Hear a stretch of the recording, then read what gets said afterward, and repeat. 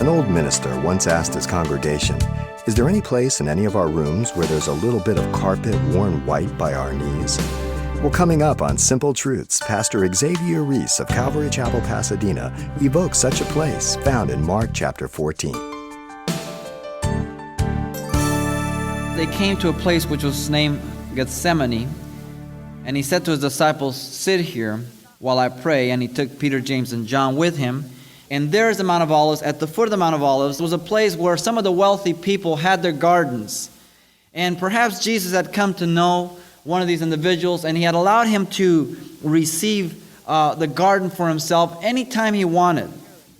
And this was his place of prayer. Luke 22:39 says that he was accustomed to go there. Something that you and I have to learn continuously. It seems that the only time that we go to prayer is when something we feel is wrong, or that something is coming about that I don't understand or I can't handle. And yet prayer should be a thing that we do always, regardless of what is going on or what is not going on. The place is familiar to the disciples also. John 18:1-2 says that Judas knew exactly where Jesus was going to be because he always went there with his disciples. He had a place of prayer. I hope you have a place of prayer. It might be in your car as you drive to school, drive to work. It might be before you leave the home. Before anybody gets up, you get up and you have a place where you just pray, you seek the Lord.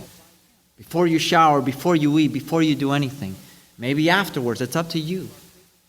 But you should have somewhere where you meet the Lord. Does that mean that you can't pray anywhere but there? No, I'm not saying that. But did you pray?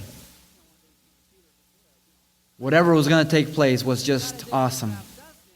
And it was going to take place because of you and because of me. Not because of himself, but because of us. But what made it all worthwhile is he did it out of love. Nobody forced him.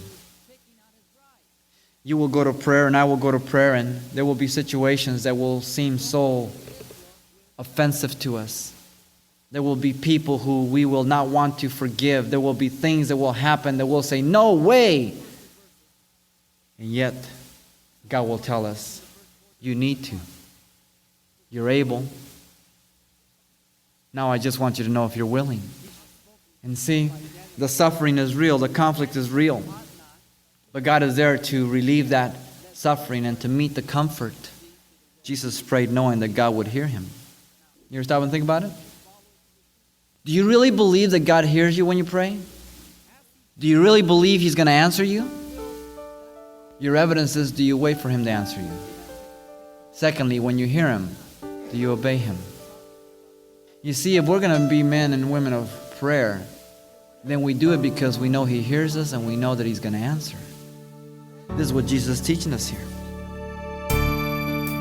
You've been listening to Simple Truths with Pastor Xavier Reese, a daily devotional of the enriching and precious truths found in God's Word.